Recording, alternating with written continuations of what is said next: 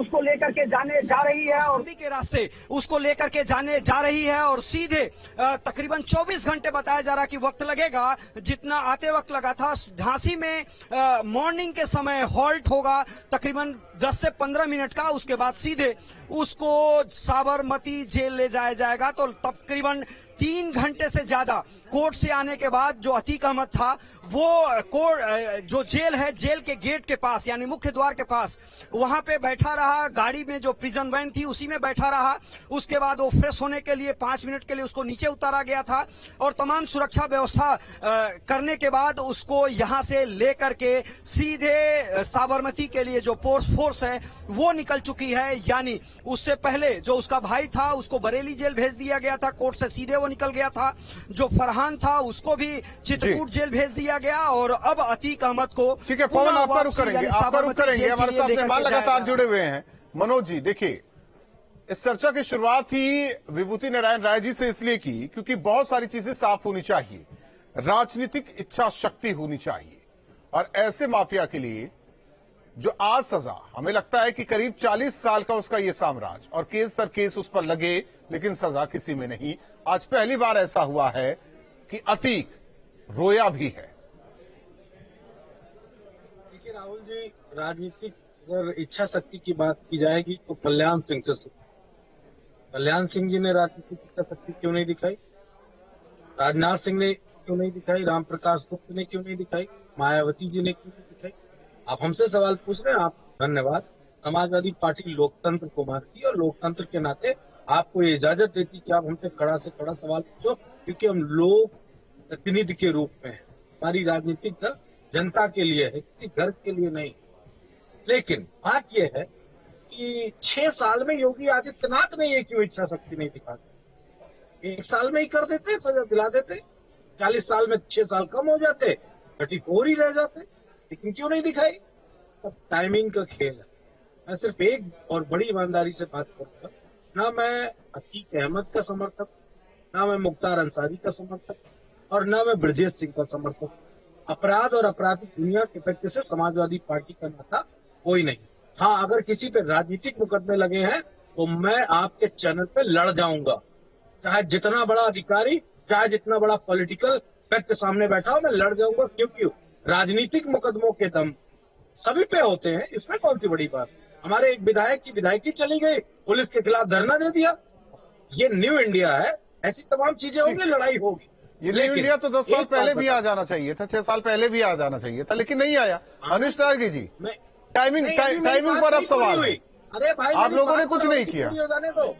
देखिए राहुल जी, ये कानून अपनी गति से काम करता है और निश्चित रूप से जो राय साहब ने कहा कि राजनीतिक इच्छा शक्ति योगी मोदी की सरकार में दिख रही है, पूर्ववर्ती भाजपा सरकारों में भी दिख रही थी। जब समय कम मिला तब काम कम हो पाया, अब समय पूरा मिल रहा है तो काम गंभीरता से हो रहा है और निर्णायक हो रहा है। ये निर्णायक ऐसा हो रहा है कि लोग कहने लगे हैं योगी है तो यकीन।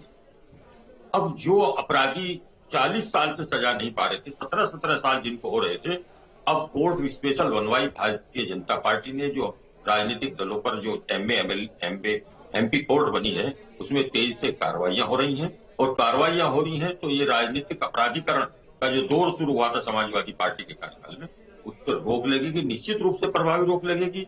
आप ये जान लीजिए कि योगी जी जिस तरह से अपराधियों पर कार्रवाई कर रहे हैं, माफियाओं पर कार्रवाई कर रहे हैं और अपराधियों को नकार रही है जनता, और उसी तरह से जो संरक्षण देने वाले लोग थे उन संरक्षण देने वाले लोगों को भी जनता नकार अजय वर्मा जी, नकार रही है। अजय वर्मा जी, देखिए जनाब, जो कोर्ट ने जो किया है तो कोर्ट का तो देश और संविधान का सम्मान करते हैं और ये देश संविधान से चलता है। लेकिन मैं एक चीज ये पूछना चाहूंगा, अतीक को चाहे फांसी दीजिए, अतीक को सजा दीजिए, या चूंकि ये भाजपा सरकार के स्टार प्रचारक हैं अतीक और मुख्तार अंसारी, ये स्टार प्रचारक हैं, इनकी वोटों के गेम तो सजा तो अब इतने साल से आज तक क्यों नहीं मिली। दूसरी बात मैं ये बताना चाहता हूँ कि ब्रजेश सिंह, ब्रजभूषण सिंह, इनको कब सजा मिलेगी। इनको तो ना कोई सजा दे रहे। वॉलेट स्टेशन जो वर्ल्ड के हमारे प्लेयर जो है गोल्ड मेडल जीत के लाए वर्ल्ड के, उसमें ब्रजभूषण सिंह पर कितने संगीन आरोप थे, लेकिन उसके खिलाफ कार्रवाई नहीं, चूंकि देश की सरकार और विदेश की सरकार डर गई। और उत्तर प्रदेश के 75 जनपदों में हर जनपद के अखबार के प्रत्येक न्यूज़पेपर में सुबह खबर आती है, यहाँ चेन पुलिंग, यहाँ लूट, यहाँ डकैती, यहाँ मर्डर, यहाँ बलात्कार। ये मैं नहीं कह रहा, ये हिंदुस्तान के अखबार कहते हैं। और तीसरी बात, मेरा सवाल भी है और आप जवाब पूछ लीजिए कि 42% से 43% विधानसभा में जो विधायक हैं, रिपोर्ट एक में पढ़ रहा था अभी, वो घोर जो है गंभीर मामलों में अपराधों में संलिप्त है। तो एमपी एमएलए कोर्ट है ना सर, विश्वास कीजिए फिर उसी एमपी एमएलए कोर्ट पर आज आप कह रहे हैं कि ठीक है, ये तो न्यायिक व्यवस्था है, उसे लेकर आप मान रहे हैं जो अतीक के मामले में हुआ, लेकिन राहुल के मामले में नहीं मान रहे हैं। तो न्यायिक व्यवस्था पर सब देखिए, न्याय के तराजू में सब एक समान है, न कोई बड़ा न कोई छोटा।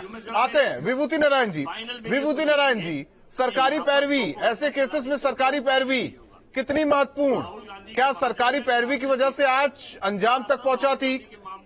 वक्त कम है विभूति नारायण जी।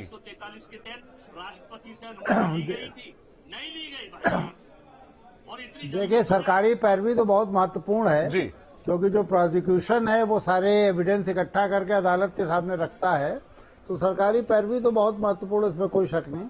और सरकारी पैरवी देखिए हमेशा जो राजनीतिक दल सत्ता में है उससे प्रभावित होती है, इसमें कोई छिपाने की जरूरत नहीं है। और तेरी कमीज ज्यादा सफेद या मेरी कमीज ज्यादा सफेद, इस पर बहस करने की कोई जरूरत इसलिए नहीं है कि उत्तर प्रदेश में सभी राजनीतिक दलों ने समय समय पर अपराधियों का इस्तेमाल किया, उनको चुनाव भी लड़ाया, उनका बूथ कैप्चरिंग से लेकर के और चुनाव जीतने में उनका इस्तेमाल। लेकिन वो दौर और आज के दौर में फर्क है, बहुत फर्क है, दूध का धुला नहीं है। बहरहाल इस मामले में सरकारी पैरवी मजबूत है।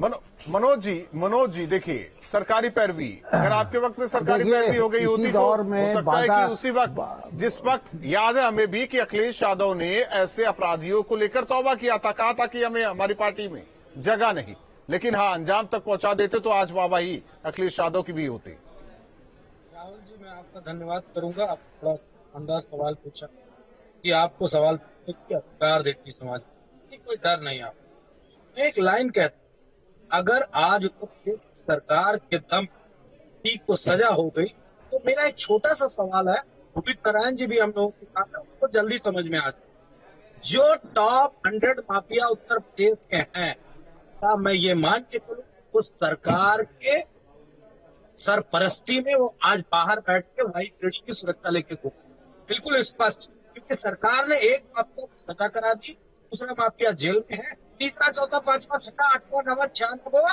99 100 टॉप 100 माफिया है। आज सरकार कह तो रहे हैं सब पर कार्रवाई होगी। कोई सवाल अजय जी आपका भी है संक्षेप में, फिर इसके बाद अनिश जी 1 मिनट रुक जाइए। कोई सवाल आपका भी है अजय जी?